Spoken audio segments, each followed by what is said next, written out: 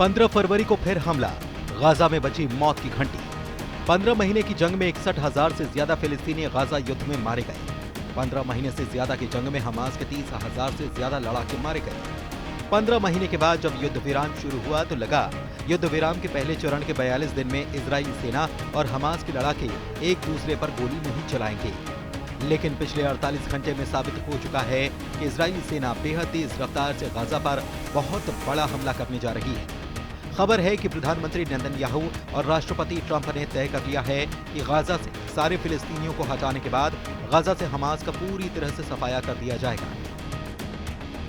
दावा तो ये भी है कि गाजा पर अब पहला बड़ा हमला 15 फरवरी से शुरू हो जाएगा। जब से ये खबर गाजा पट्टी में फैली है, चारों तरफ कोहराम है। इधर नेतन्याहू ने साफ कर दिया है कि हमें हमास पर रत्ती भर भरोसा नहीं। हमास बंदियों को रिहा करने में देरी कर रहा है, युद्ध विराम की शर्तें तोड़ता जा रहा है। और इस बीच इजराइल के रक्षा मंत्री इजराइल काट्स ने हमास को दो चूक कह दिया है कि अगर हमास ने शनिवार तक इजरायली बंधकों को रिहा नहीं किया तो उन पर सारा कहर टूट पड़ेगा। जैसा कि अमेरिकी राष्ट्रपति ट्रंप ने कसम खाई है कि अगर हमास ने बंधकों को जल्द रिहा नहीं किया तो संपूर्ण युद्ध विराम समझौता ही खत्म हो जाएगा। अगर हमास ने बंधकों की रिहाई रोक दी तो कोई समझौता नहीं होगा और युद्ध होगा। फिलिस्तीनियों को बसाए अरब देश, ट्रंप के गाजा प्लान से मच गया कोहराम। इधर राष्ट्रपति ट्रंप ने भी गाजा में मोर्चा खोल दिया है।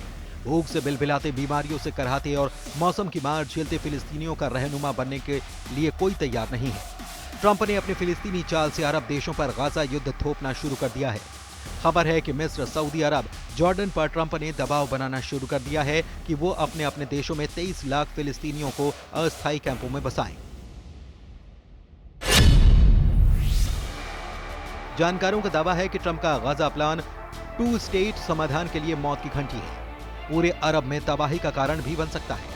एक्सपर्ट ने क्यों चेताते हुए कहा है कि ट्रंप ने गाजा पट्टी को खाली करने और यहां के लोगों को मिस्र, जॉर्डन और दूसरे अरब देशों में बसाने की बात कही है। ट्रंप का यह प्लान विवादों में घिर चुका है। इसका अरब देशों और फिलिस्तीन के साथ दुनिया भर के लोगों ने विरोध किया है। अमेरिका के करीब जॉर्डन और सऊदी जैसे मुल्क भी इस प्लान को देखकर बौखला गए हैं। ट्रंप के इस फिलिस्तीनी प्लान से अरब देशों में अशांति फैल सकती है।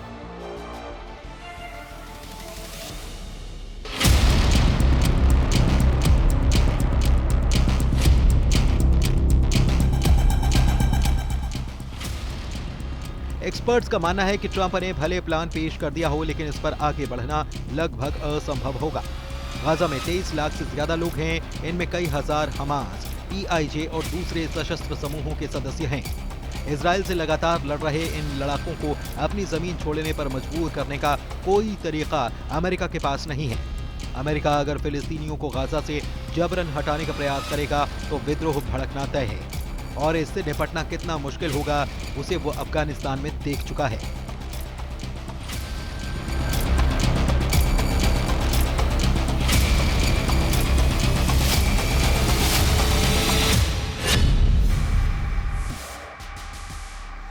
जरा जॉर्डन के किंग अब्दुल्ला II और राष्ट्रपति ट्रंप की इस तस्वीर को गौर से देखिए। जॉर्डन के किंग अब्दुल्ला II का चेहरा उतरा हुआ है। ट्रंप ने किंग अब्दुल्ला से सिर्फ इतना कहा कि जॉर्डन में 2000 फिलिस्तीनी बच्चों को रखो। इस दबाव से जॉर्डन के किंग अब्दुल्ला का चेहरा उतर गया। उन्हें समझ नहीं आ रहा कि ट्रंप के इस प्रस्ताव को कैसे नकारा जाए। अब खबर यह है कि किंग अब्दुल्ला 2000 फिलिस्तीनी बच्चों को जॉर्डन लेकर जाएंगे, यानी शुरुआत हो चुकी है जिसकी डोनाल्ड ट्रंप ने बात की थी। अब किंग खुद आकर कह रहे हैं कि 2000 बच्चों को वो लेकर जाएंगे, यानी कि ट्रंप ने साबित कर दिया कि ट्रंप हैं तो ये सब मुमकिन है।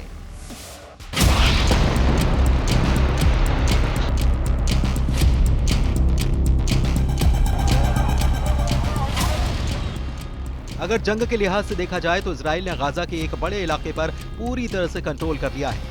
गाजा के जबालिया, रफा, खान यूनुस, गाजा शहर, पूर्वी गाजा और दक्षिण गाजा के हालात देखकर किसी को भी अंदाजा हो जाएगा कि गाजा को पुराना गाजा बनाने में कम से कम 30 साल लगेंगे। जरा युद्ध विराम के बाद गाजा में हालात क्या हैं ये भी देखिए। गाजा जंग में 61,700 से अधिक फिलिस्तीनी मारे गए। 61,700 से ज्यादा फिलिस्तीनियों में 17,400 से अधिक बच्चे हैं, जबकि हमास की 24 बटालियन में शामिल 30,000 लड़ाके 15 महीने की जंग में मारे गए हैं। गाजा में घरों का मलबा है, मलबे के नीचे इंसानों की हड्डियां भरी पड़ी हैं। एक रिपोर्ट में दावा किया गया है कि लगभग 10,000 से ज्यादा लाशें गाजा में दबी पड़ी हैं। गाजा में 15 महीने के बाद लागू हुए युद्ध विराम के बाद लोग अपने घरों को लौट रहे हैं, जो इजराइल की बमबारी की वजह से शिविरों में रहने के लिए मजबूर थे। गाजा के लोगों में महीनों बाद वापस अपने घरों को लौटने की खुशी है, लेकिन तबाही का मंजर उनको हताशा में डुबो रहा है। गाजा वासियों का वहां सिर्फ मलबे का ढेर दिखाई देता है, जहां कभी उनके मकान, दुकान, स्कूल और पार्क हुआ करते थे। गाजा वासियों के सामने अपने तबाह शहर में नई जिंदगी शुरुआत करने की चुनौती है।